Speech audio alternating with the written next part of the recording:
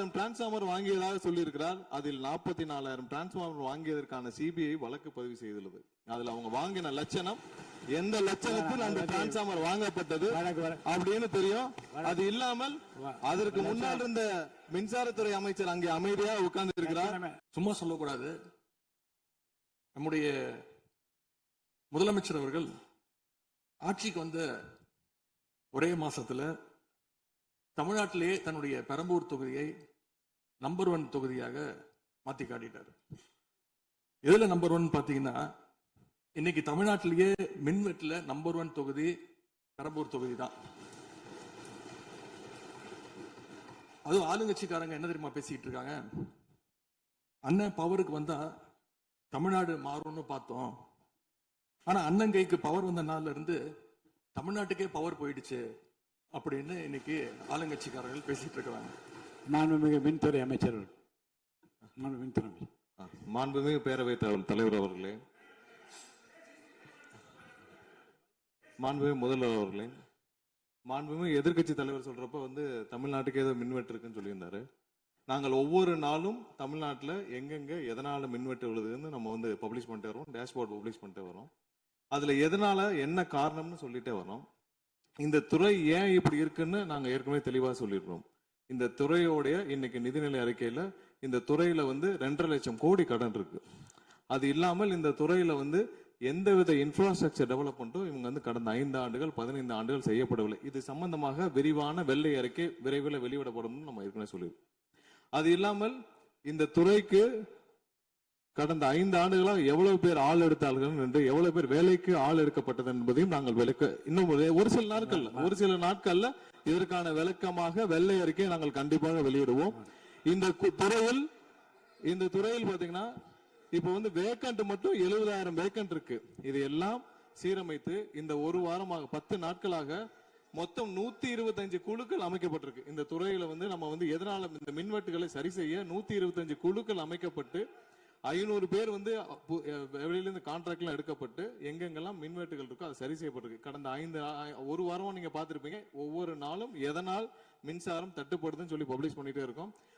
பொதுவாக குற்றச்சாட்டுகள் சொல்லுவதை தவிர்த்து விட்டு எங்க ஸ்பெசிபிக்கா எந்த நாள்னு சொல்லிட்டு பெரம்பூர்ல அதான் சொல்றோமே, பெரம்பூர்ல எத்தனை முறை மின்சாரம் தட்டுப்படுச்சு, எதனால தட்டுப்படுச்சு, எவ்வளவு நேரத்தில் அது சீர் செய்யப்பட்டது, சரி செய்யப்பட்டதுன்னு பார்த்திருக்கோம். எங்கெங்கெல்லாம் ஃபியூஸ் திருட்டுகள் நடக்கப்பட்டதோ அவர்களெல்லாம் கைது செய்யப்பட்டிருக்கிறார்கள். அதே மாதிரி வேற எங்கெல்லாம் சிசிடிவி இல்லாத இடத்தில் இருக்குதோ அங்கெல்லாம் ரோந்து பணிகள் அதிகரிக்கப்பட்டிருக்கு. கடந்த 10 நாட்களாக எங்கெங்கெல்லாம் தேவையில்லாமல் மின்வெட்டுகள் ஏற்படுத்தப்பட்டதோ, ஓவர்ஃப்ளோ லோடு அதிகமாக அனுப்பப்பட்டு அதெல்லாம் உடனடியாக சீரமைக்கப்பட்டிருக்கு. ஒவ்வொரு நாளும் குறைஞ்சது 50 to 55 இடத்துல மின்சாரம் தட்டுப்பாடு அங்கங்க மின்வெட்டு ஏற்படுது. சோ அதுல 35 இடத்துக்கு கீழேயாவது 1 மணி நேரத்துக்குள்ள சரி செய்யப்பட்டு வருகிறது. அதுக்கான டேஷ்போர்டுக்கு தெளிவாக எதிர்க்கட்சி தலைவர் பார்த்து விட்டு பேசினால் நன்றாக இருக்கும். மாண்புமிகு முன்னாள் அமைச்சர் மாண்பு உறுப்பினர் செந்தில் பாலாஜி அவர்கள். மாண்புமிகு பேரவைத் தலைவர்களே, எங்களுடைய எதிர்க்கட்சி தலைவர்கள் சொன்னார்கள் மின்வெட்டு சம்பந்தமாக. இப்போதைய அமைச்சர் அவர்கள் அது குறித்து கருத்துக்களை சொன்னார்கள். கடந்த 5 ஆண்டுகளில் சீரான மின் விநியோகத்திற்கு 393 துணை மின் நிலையங்கள் அறிவிக்கப்பட்டு அதற்கான பணிகள் பெரும்பான்மையாக முடிக்கப்பட்டு பயன்பாட்டிற்கு கொண்டு வரப்பட்டிருக்கின்றன. ஒவ்வொரு ஆண்டும் தேவைக்கேற்ப கூடுதல் மின் தேவை ஏற்படுகின்ற பொழுது அதற்கான ஏற்பாடுகள் செய்யப்பட்டு புதிய மின் உற்பத்தி திட்டங்கள் வரை அறிவிக்கப்பட்டு அது செயல்பாட்டுக்கு கொண்டு வரப்பட்டிருக்கின்றன. ஏறத்தாழ 90,000 மின்மாற்றிகள் கடந்த 5 ஆண்டுகளில் புதிதாகவும் பழுந்தடைந்ததையும் மாற்றி சீரமைக்கப்பட்டன. ஒரு அமைச்சர்கள் ஒரே அதாவது ஒவ்வொரு ஆண்டும் கூடுகின்ற பொழுது மின் தேவை கூடுகின்ற பொழுது அதற்கான ஏற்பாடுகளை நிர்வாக ரீதியாக செய்ய வேண்டியது அரசினுடைய கடமை. ஒரு அரசு பொறுப்பேற்ற பிறகு முதல் முறையாக அந்த அரசினுடைய துறையினுடைய உயர் அதிகாரிகளை அழைத்து ஆய்வு கூட்டங்களை நடத்தி என்னென்ன குறைபாடுகள் இருக்கின்றன அதை எப்படி நிவர்த்தி செய்யலாம் என்பது களையெடுக்க வேண்டியது அரசினுடைய கடமை, துறையினுடைய கடமை. எனக்கு தெரிந்தவரை இதுவரை மின்துறையில் அந்த மின் விநியோகத்தில் இருக்கக்கூடிய துறையினுடைய அதிகாரிகள் ஆய்வு கூட்டங்கள் வரை இதுவரை நடைபெறவில்லை. அதைத்தான் அங்கிருக்கு பணியாற்றக்கூடியவர்கள் சொல்கின்றார்கள். இப்பொழுது இருக்கக்கூடிய பணியாளர்களை வைத்துத்தான் கடந்த 5 ஆண்டுகளும் மிக சிறப்பாக எந்தவித மின் தடையும் இல்லாமல் சீரான மின் விநியோகம் வழங்கப்பட்டன. எனவே கடந்த காலங்களில் இருக்கக்கூடிய குறைகளை தொடர்ச்சியாக ஒரே கருத்துக்களை முன்வைப்பதை விட இந்த அரசு துறையினுடைய அதிகாரிகளை அழைத்து ஆய்வுக் கூட்டங்களை நடத்தி கடைமடை வரை மின் விநியோகம் சீராக எடுத்து செல்வதற்கான முன்னெடுப்புகளை எடுக்க வேண்டும். எங்களுடைய எதிர்க்கட்சி தலைவர் துணை முதலமைச்சராக இருந்த பொழுது அவருடைய சேப்பாக்கம் திருவல்லிக்கேணியிலேயே பல்வேறு மின் திட்டங்களை தங்களுடைய திருக்கரங்களால் தொடங்கி வைத்திருக்கின்றார்கள். அது அனைத்து தொகுதியிலும் அனைத்து மின் திட்டங்களும் சிறப்பாக கடந்த 5 ஆண்டுகளில் நிறைவேற்றப்பட்டிருக்கின்றன. அதையும் நீங்கள் எடுத்து பார்த்து இனி என்னத்தை நீங்க உங்களுடைய பத்திரிகை செய்தியிலேயே கொடுத்திருக்கிறீங்க. 100க்கும் மேற்பட்ட துணை மின் நிலையங்கள் 10,000 கோடியில் பணிகள் தற்பொழுது நடைபெற்று வருகின்றன என்று உங்களுடைய பத்திரிகை செய்தியில இருக்கு. அப்ப இதெல்லாம் கடந்த காலங்களில் தொடங்கப்பட்ட திட்டங்கள். நீங்க எதையும் தொடங்கலன்னு பொத்தாம் பொதுவா சொல்வதை விட்டுவிட்டு என்னென்ன கூடுதலாக நாம் எடுத்துக்கொள்ள வேண்டும் என்பதை கவனத்திலே இந்த அரசு கொள்ள வேண்டும். மாண்புமிகு பேரவைத் தலைவர் அவர்களே, மாண்புமிகு உறுப்பினர்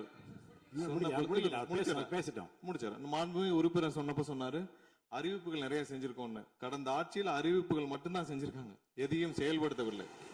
அது இல்லாமல் அவர் சொல்லியிருக்கிறார், நாங்கள் அது சம்பந்தமாக வெள்ளை அறிக்கை 2 நாள்ல வெளியிடும். நீங்க அமைதியா இருக்கலாம், 2 நாள்ல அது சம்பந்தம் வெளியிடுவோம்.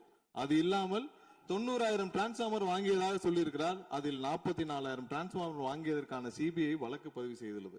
அதுல அவங்க வாங்கின லட்சணம், எந்த லட்சணத்தில் அந்த டிரான்ஸ்பார்மர் வாங்கப்பட்டது அப்படின்னு தெரியும். அது இல்லாமல் அதற்கு முன்னால் இருந்த மின்சாரத்துறை அமைச்சர் அங்கே அமைதியா உட்கார்ந்து இருக்கிறார். முன்னால் இருந்த மின்சாரத்துறை அமைச்சர் அமைதியா உட்கார்ந்து இருக்கிறார்.